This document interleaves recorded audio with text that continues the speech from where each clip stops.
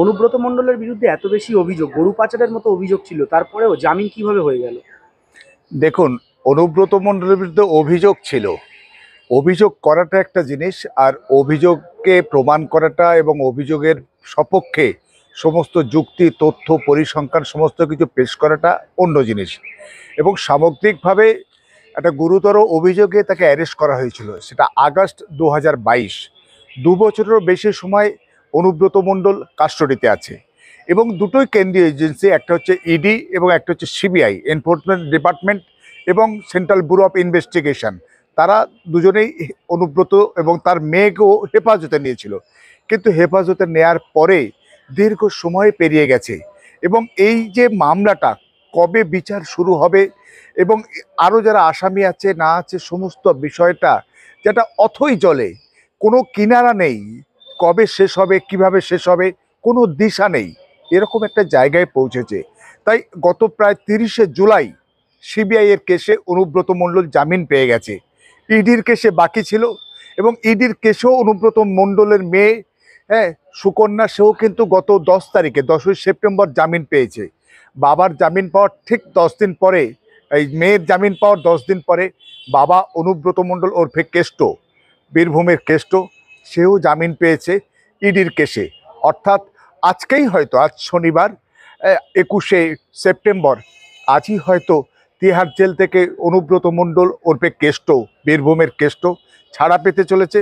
এবং আজ অথবা আগামীকাল হয়তো দিল্লি থেকে বীরভূমে ফিরতে চলেছেন অনুব্রত মণ্ডল। ফলে সামগ্রিকভাবে গরু পাচার কাণ্ডে অনুব্রত মণ্ডলের যে জেল হেফাজত দীর্ঘ সময় হয়েছে, কিন্তু তারপরে আজকে আটকে রাখার জন্য ইডি এবং সিবিআই নানা রকম চেষ্টা বা তারা সাবমিশন করেছিল। আপনারা জানবেন যে সিবিআই কেসে কিন্তু অনুব্রত মণ্ডলের জামিন দিয়েছিল সুপ্রিম কোর্ট, কিন্তু আজকের ইডির মামলায় জামিন দিয়েছে একেবারে রাইস এভিনিউর একেবারে লোয়ার কোর্টই কিন্তু তাকে জামিন দিয়েছে। এবং সেখানে বলেছে যে একটা মানুষকে অনির্দিষ্টকাল আটকে রাখা যায় না, এবং এই মামলার বিচার কবে হবে, কিভাবে হবে, এখনো পর্যন্ত তার কোনো সুনির্দিষ্ট কোনো দিশা আজকের ইডি বা সিবিআই কেউ দেখাতে পারেনি। ফলে তাই তার জামিন মঞ্জুর করেছে। এবং আমরা বিশ্বাস করি এবং মনে করি যে ব্যাপারটা হচ্ছে, জামিন পাওয়াটা নাগরিকের অধিকার। কোনো একটা নাগরিককে বছরের পর বছর আটকে রাখবো একটা অভিযোগে, সেটা কিন্তু হতে পারে না। তাই অনুব্রত মণ্ডলের জামিন পাওয়াটা স্বাভাবিক ছিল, এবং সেটা হয়েছে। এ নিয়ে অন্য কিছু ভাবার ব্যাপার নেই, কোনো রাজনীতি আছে বলে মনে করি না। এখন দেখুন, যারা রাজনীতির কারবারি তারা সব কিছুতে রাজনীতি খোঁজার চেষ্টা করবে, ফলে সেখানে তারা তাদের কথা বলবে। কিন্তু আমরা মনে করি কেন্দ্র এবং রাজ্যের সেটিংয়ের ব্যাপারটা নয়। ইডি এবং সিবিআই যথেষ্টভাবে চেষ্টা করেছে অনুব্রত জামিন আটকাবার জন্য, তাকে দীর্ঘ সময় আটকে রাখার জন্য, কিন্তু তার জামিন দিয়েছে কিন্তু একেবারে আদালত। তার সিবিআইকে সে আদালতের মানে সুপ্রিম কোর্ট, সর্বোচ্চ আদালত তাকে জামিন দিয়েছিল, এবং লোয়ার কোর্ট রাইস এভিনিউ যে আদালত, যেখানে গরু পাচার মামলার বিশেষ আদালত, সেই বিশেষ আদালত কিন্তু অনুব্রত মণ্ডল জামিন কিন্তু মঞ্জুর করেছে ইডির বিরোধিতা সত্ত্বেও। ফলে এটা সেটিং, এটা বলে দেওয়া সহজ। রাজনীতির কারবারি তাদের রাজনীতির লক্ষ্যে, রাজনীতি করার জন্য, তাদের রাজনীতির লোকজনদেরকে মোটিভেট করার জন্য তারা রাজনীতির কথা বলবে। কি কি শর্তে জামিন দিয়েছে? মূলত 4টি শর্ত যেখানে আছে, যেগুলো খুব স্বাভাবিক শর্ত, যে তার পাসপোর্টটা জমা রাখতে হবে কেন্দ্রীয় এজেন্সির কাছে, এবং সে আদালতের মানে আগাম অনুমতি ছাড়া তিনি বিদেশে যেতে পারবেন না, এবং যে সমস্ত সাক্ষী সাবুত এ কেসে আছে তাদের কাউকে চমকাতে বা ধমকাতে বা কোনো রকমভাবে প্রভাবিত করার চেষ্টা করতে পারবেন না, এবং সামগ্রিকভাবে তদন্তে সহযোগিতা করবে। এটা চিরাচরিতভাবে সব সময় থাকে। কিন্তু স্যার, এই যে 10 লক্ষ টাকার বন্ডে জামিন দিয়েছে, এত টাকা কেন?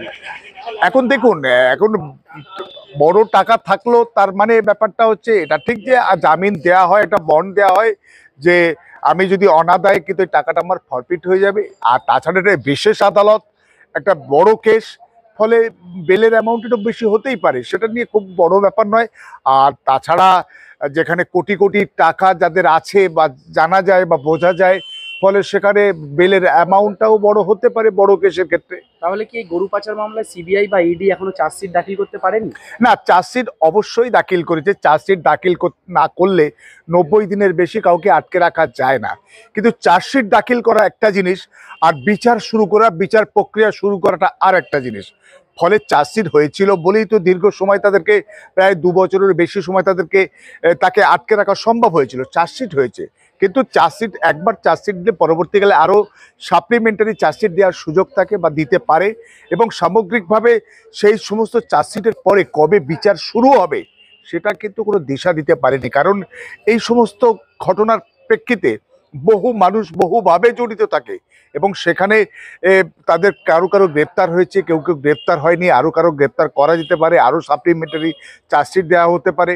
ফলে সামগ্রিকভাবে বিচার প্রক্রিয়া কবে কোথায় কিভাবে শুরু করতে পারবে বা হবে সেটা কোনো দিশা না পাওয়ার জন্যই মূলত আদালত জামিন দিয়েছে।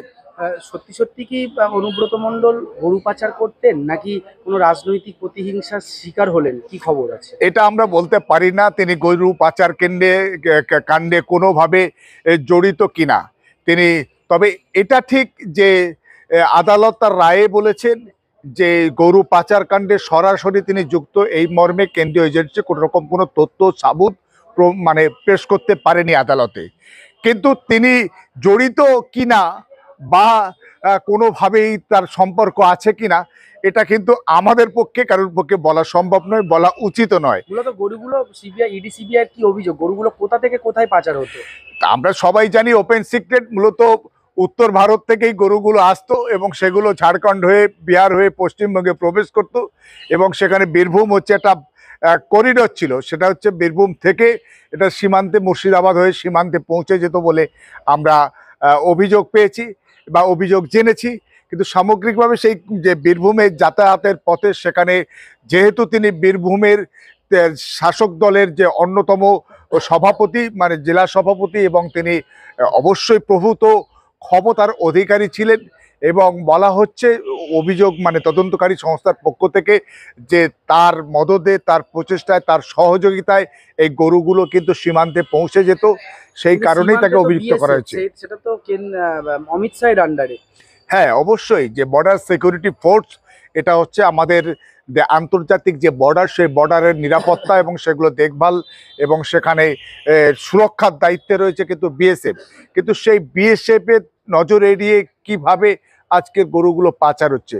হয়তো বলবে যে ব্যাপারটা হচ্ছে সব জায়গায় কাঁটাতার নেই বা পর্যাপ্ত বিএসএফ নেই, তাই যেখানে ফাঁকা পাচ্ছে বা সুযোগ পাচ্ছে, কিন্তু আমার বোধহয় ব্যাপারটা এতটা সরলীকরণ নয়।